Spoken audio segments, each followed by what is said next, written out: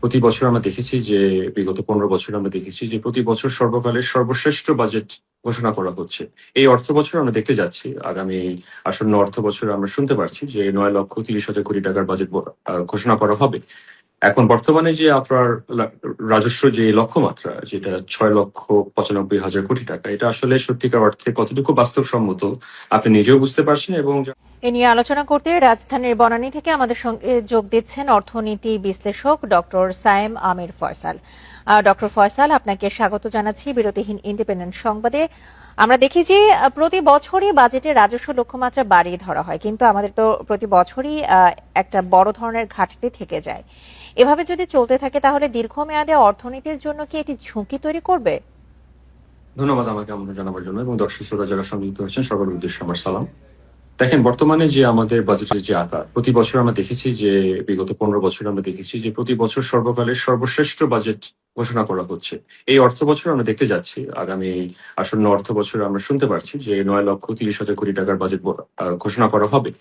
এখন বর্তমানে যে আপনার রাজস্ব যে লক্ষ্যমাত্রা, যেটা 6,95,000 কোটি টাকা, এটা আসলে সত্যিকার অর্থে কতটুকু বাস্তবসম্মত আপনি নিজেও বুঝতে পারছেন। এবং যারা যারা সরকারি কর্মকর্তা যারা রয়েছে, যারা রেভিনিউ কালেকশনে যারা কাজ করছে, তারা ভালো করে জানে এর যদি 80% যদি সফলতা হয়, আমি মনে করি বাংলাদেশের জন্য এটা ব্যাপক সফলতা হবে। কিন্তু আপনার প্রেক্ষাপটটা মনে রাখতে হবে, বাংলাদেশ বিশেষ করে কোভিড এর পরবর্তীকালীন সময় আপনার 6টি অর্থ বছরে ভয়ঙ্কর একটি অর্থনৈতিক পরিবেশ কিন্তু ব্যবসায়ীরা কিন্তু অনুপ্রবেশ করেছে, এবং বাংলাদেশ দেশ হিসাবে, অর্থনীতি হিসাবে এমন একটি মন্দার ভিতরে আমরা অবতীর্ণ হয়েছি, যেখানে বাংলাদেশে বর্তমানে আসলে আমরা বলি 18 কোটি মানুষের দেশ, কিন্তু 20 কোটি মানুষের দেশে প্রায় 12 কোটি মানুষ কিন্তু দারিদ্রতার সীমার নিচে কিন্তু বর্তমানে অবস্থান করছে, বা দারিদ্রতার একদম শেষ সীমান্তে এসে বর্তমানে অবস্থান করছে।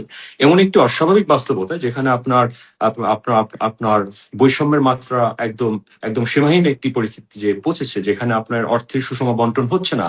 সেখানে বর্তমানে যখন আপনার আপনার আয়ের পরিধি না বাড়িয়ে যখন আপনি রাজস্ব লক্ষ্যমাত্রা আপনি নির্ধারণ করছেন, সেটা আমি মনে করি বর্তমান অর্থনীতির জন্য সম্পূর্ণভাবে আত্মঘাতী। বিশেষ করে এই কারণে, যখন আপনার বাজেট ঘাটতি রয়েছে, যেখানে আপনার যদি আপনি 5 লক্ষ কোটি টাকা যদি আপনার রাজস্ব আয় হয়ে থাকে, আপনার 9 লক্ষ কোটি টাকা, 9,30,000 কোটি টাকা যদি আপনার বাজেট লক্ষ্যমাত্রা হয়, আপনার সরাসরি এখানে 4 লক্ষ কোটি টাকার আপনার এখানে বাজেট ঘাটতি রয়েছে।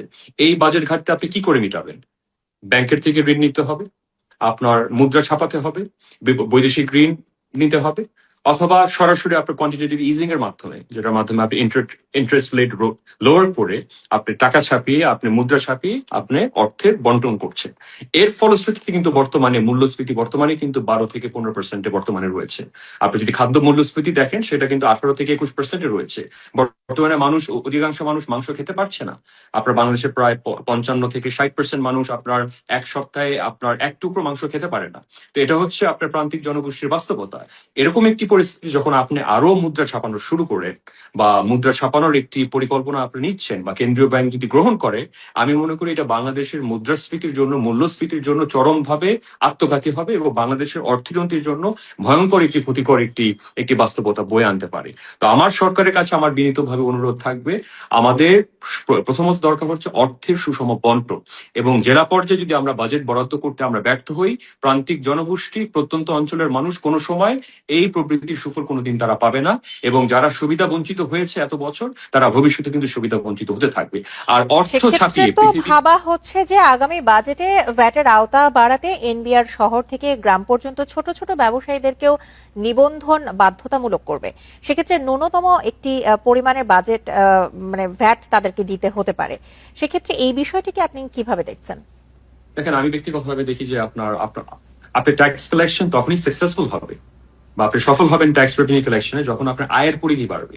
এখন আয়ের পরিধি না বেড়ে যদি আপনি একদম মধ্যম আয়ের ব্যবসায়ী বা ক্ষুদ্র ব্যবসায়ীকে যদি আপনি আপনি হয়রানির শিকার হয়, যদি সে তো সত্যিকার অর্থে সেই ব্যবসা, এমনিই বর্তমানে বাংলাদেশ অধিকাংশ ব্যবসায়ী, মধ্যবিত্ত আয়ের যে ব্যবসায়ী আছে, আপনার ক্ষুদ্র ব্যবসায়ী যারা আছে, তারা কিন্তু আসলে সত্যিকার অর্থে টিকে থাকতে পারছে না। তো আমাদের আমাদের বাংলাদেশের বর্তমান এই অস্বাভাবিক বাস্তবতা বিবেচনায় রেখে আমি মনে করি যে একটি একটি সংকোচনমূলক মুদ্রানীতির বাইরে যদি বর্তমানে আমরা যাই, তাহলে আমি মনে করি যে মূল্যস্ফীতি কিন্তু নিয়ন্ত্রণের বাইরে চলে যাবে।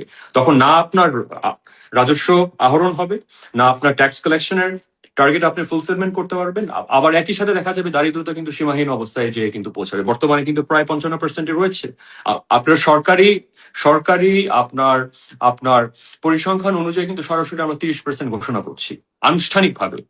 এটা অনানুষ্ঠানিকভাবে কিন্তু এটা কিন্তু আরো মাত্রা কিন্তু আরো অনেক অনেক বিভৎস। তো আমার আমার প্রস্তাবনা থাকবে যে আপনারা সরকার কেন্দ্রীভূত অর্থনীতি থেকে যদি বিকেন্দ্রীকরণ করে, অর্থাৎ জেলা পর্যায়ে যদি বাজেট বরাদ্দ না করে, অর্থের সুষম বন্টন হবে না, অর্থের গুণগত ব্যয় হবে না। এটা আমরা আমরা আশা করেছিলাম অন্তর্বর্তীকালীন সরকারের থেকে, এবং ভবিষ্যতে যে বর্তমানে যে নির্বাচিত সরকার রয়েছে তাদের কাছে আমরা আমরা আরো জোরালো আমরা দাবি জানাচ্ছি যাতে ডক্টর ফয়সাল, আরেকটি বিষয় একটু আমাদের সময় স্বল্পতার কারণে ছোট করে জানতে চাই, ধনীদের জন্য যে সম্পদ কর চালুর পরিকল্পনা করা হচ্ছে সেটি কি জমির মৌজা মূল্যের উপরে নির্ধারণ হতে পারে? দেখেন, বাংলাদেশে কিন্তু দুইটি অর্থনীতি আছে, বিশেষ করে আপনার রিয়েল এস্টেট মার্কেটে। একটা হচ্ছে বাজার মূল্য, আর একটা হচ্ছে সরকারি মূল্য। এখন কোনটার উপর আরোপ করা হবে? সরকারি জমির মূল্যে যদি আরোপ করা হয় সেটার মূল্য একটি হবে, আর যদি বাজার মূল্য হয় সেটা হবে, আমি মনে করি বাংলাদেশের জন্য রেভলিউশনারি। কারণ অধিকাংশ যারা ব্যবসায়ী যারা রয়েছে তখন দেখবেন আপনার অ্যাসেট লিকুইডেশন করা শুরু করে দিয়েছে। এবং বর্তমানে কিন্তু অনেক ব্যবসায়ী থেকে আমরা শুনতে পারছি, বিশেষ করে বড় বড় শিল্প প্রতিষ্ঠানের মালিকদের থেকে সরাসরি আমরা শুনতে পারছি তারা কিন্তু ব্যবসা গুটিয়ে নেওয়ার জন্য কিন্তু সরাসরি তারা হুমকি দিচ্ছে। তো তাদেরকে ডক্টর যাতে সায়েম আমির বাংলাদেশ। ফয়সাল, আপনাকে অসংখ্য ধন্যবাদ আপনার পরামর্শের জন্য। ধন্যবাদ।